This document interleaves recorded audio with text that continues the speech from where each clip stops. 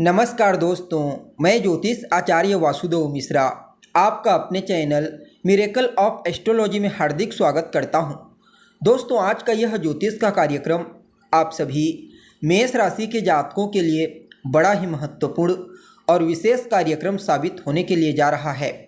क्योंकि आज हम बात करेंगे देवगुरु बृहस्पति के वक्री गोचर प्रभाव के बारे में। जी हाँ, देवताओं के गुरु बृहस्पति बीते 9 अक्टूबर 2024 की दोपहर 11:38 पर अपनी वर्तमान राशि वृषभ राशि में ही रहते हुए मार्गी से वक्री हो चुके हैं और आने वाले साल 2025 के दूसरे महीने फरवरी महीने की 4 तारीख तक अर्थात 4 फरवरी तक वक्री अवस्था में ही ट्रांजिट करते हुए आपको परिणाम प्रदान करेंगे। उसके बाद पुनः मार्गी होंगे और फिर 5 मई 2025 को जाकर के वृषभ राशि से निकलकर मिथुन राशि में प्रवेश कर जाएंगे। तो ऐसे में देवगुरु बृहस्पति वृषभ राशि में वक्री गोचर करते हुए किस प्रकार से आपको प्रभावित करेंगे, हर एक टॉपिक पर विस्तार के साथ चर्चा करेंगे। इसलिए कार्यक्रम को लास्ट तक देखने का प्रयास कीजिए।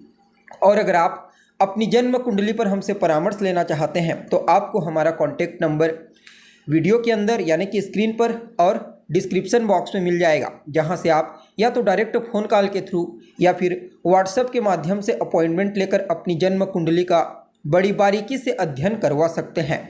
तो दोस्तों, देवगुरु बृहस्पति कौन है? बृहस्पति मूल रूप से इन्हें ज्ञान का कारक ग्रह कहा गया है, लेकिन यह ज्ञान के साथ साथ मान सम्मान, पद प्रतिष्ठा, ऊंचाई, सफलता, विवेक, समझदारी, सुख समृद्धि, धन संपदा के भी कारक ग्रह कहे गए। इसलिए इनका गोचर बहुत ही महत्वपूर्ण होता है और वक्र अवस्था में गोचर कर रहे हैं। ज्योतिष शास्त्र के अनुसार जब भी कोई ग्रह वक्री होता है तो उसके अंदर चेष्टा बल बढ़ जाता है। परिणाम स्वरूप वह ग्रह 3 गुना ज़्यादा अपना परिणाम प्रदान करने के लिए बाध्य होता है। अब देखिए, बृहस्पति आपके लिए एक योग कारक ग्रह हैं, क्योंकि बृहस्पति आपके भाग्य भाव यानी कि नवम भाव और आपके 12वें भाव के स्वामी बनते हैं। और इनका वक्री गोचर कहाँ पर हो रहा है? तो आपके दूसरे भाव से हो रहा है। भाग्य भाव के स्वामी होने के चलते तो महाधन योग का निर्माण किए हुए हैं, लेकिन 12वें भाव के भी स्वामी बनते हैं, इसलिए कुछ मामलों में सावधानी भी बरतनी होगी। सबसे पहले तो यह गोचर भाग्य के दृष्टिकोण से बढ़िया रहेगा। भाग्य की मजबूती के चलते आपको धन की प्राप्ति होगी। ससुराल पक्ष से भी आपको इस वक्री गोचर काल के दौरान आर्थिक लाभ की प्राप्ति होने का योग बना हुआ है। आपकी वाणी को बड़ा ही प्रभावशाली बना देंगे। आप अपनी वाणी के प्रभाव से हर किसी को प्रभावित कर पाने में कामयाब होंगे। हालांकि आपकी वाणी में कुछ कड़वाहट भी उत्पन्न हो सकती है और यह कड़वाहट आपके रिश्तों के मध्य तनाव उत्पन्न कर सकता है, खास करके कुटुंब परिवार के सदस्यों के बीच। इसलिए अपनी वाणी पर विनम्रता रखना आपके लिए पहली प्राथमिकता होगी।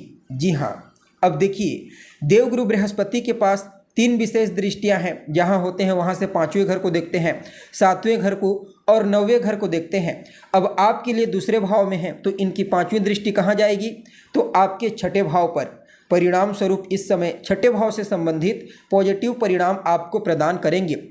सबसे पहले तो यह गोचर आपके स्वास्थ्य के दृष्टिकोण से बहुत ही बढ़िया रहेगा। जी हाँ, इस गोचर काल के दौरान बृहस्पति आपके इम्यून सिस्टम को मजबूती प्रदान करने का प्रयास करेंगे और पहले से अगर आप किसी समस्या से ग्रसित हैं तो वहां से आपको बाहर निकालेंगे। आपके जो शत्रु हैं, प्रतिद्वंदी, आपके कॉम्पिटिटर इस समय आपकी प्रतिभा, आपके टैलेंट, आपके पुरुषार्थ को देखते हुए आपके सामने नतमस्तक होने पर मजबूर हो जाएंगे। और वह सभी जातक जो किसी भी प्रकार से प्रतियोगी परीक्षा, कंपटीशन की तैयारी कर रहे हैं, चाहे पढ़ाई लिखाई के क्षेत्र में हो या फिर नौकरी व्यापार के क्षेत्र में, समझ लीजिए बृहस्पति की कृपा से आपको ही विजय प्राप्त होगी। इसके अलावा जो जातक बेरोजगार हैं, लंबे समय से रोजगार की तलाश कर रहे हैं, उनकी तलाश भी बृहस्पति के इस वक्री गोचर काल के दौरान पूरी हो जाएगी। चाहे फिर प्राइवेट सेक्टर में हो या फिर गवर्नमेंट सेक्टर में, जॉब की प्राप्ति अवश्य देखने को मिलेगी। अब देखिए, बृहस्पति की 7वीं दृष्टि आपके 8वें घर पर जा रही है। परिणाम स्वरूप इस समय आपकी 6ठी इंद्री को काफ़ी हद तक एक्टिव कर देंगे। फलतः भविष्य में घटित होने वाली घटनाओं का पूर्वाभास आपको होने लगेगा। 8वां स्थान आपके जीवन में घटित होने वाली आकस्मिक घटनाओं का भी होता है और बृहस्पति स्वयं आपके लिए भाग्येश बनते हैं। परिणाम स्वरूप अचानक ही आपको अपने भाग्य का साथ मिलेगा। जी हाँ, ऐसी जगह पर आपको भाग्य का साथ मिल सकता है जहाँ पर आपने कभी कल्पना भी नहीं की होगी। आपको धन की प्राप्ति भी आकस्मिक रूप से हो सकती है, चाहे फिर आपका रुका हुआ पैसा आपको प्राप्त हो जाए या फिर किसी बड़े प्रोजेक्ट में कार्य करने के लिए आपको पैसों की प्राप्ति हो जाए। रिसर्च के फील्ड में, खोजबीन के क्षेत्र में आपकी रुचि विशेष रूप से बढ़ने वाली है। वह सभी जातक जो मेडिकल के फील्ड से जुड़े हुए हैं, लॉ फील्ड से जुड़े हुए हैं, उन लोगों के लिए बृहस्पति का यह गोचर किसी वरदान से कम साबित नहीं होगा।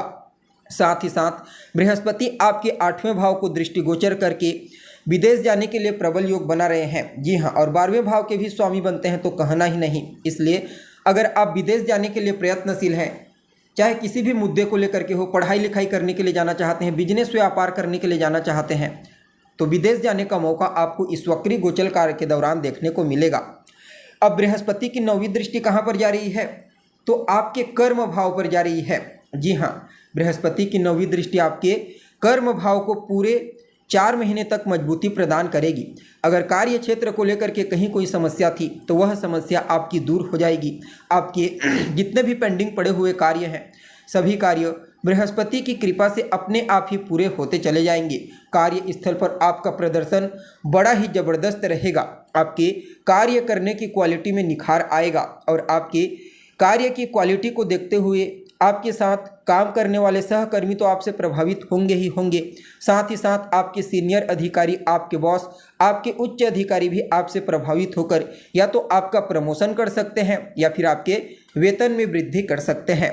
जी हाँ, और व्यापारियों के लिए भी समय बहुत ही बढ़िया रहने वाला है। चाहे फिर आप स्वतंत्र रूप से व्यापार करते हैं या फिर पार्टनरशिप में, कुल मिलाकर के समय अच्छा रहने वाला है। इस समय को और बेहतर बनाने के लिए आप अपने माथे पर केसर का तिलक लगाइए, गाय की सेवा कीजिए। खास करके बुधवार, गुरुवार और शुक्रवार के दिन गाय की सेवा करना आपके लिए विशेष प्रॉफिटेबल रहेगा। तो दोस्तों, अभी के लिए बस इतना ही। पुनः मुलाकात होगी एक नए और ताज़ा एपिसोड में। तब तक के लिए आप हमें इजाज़त दीजिए। नमस्कार।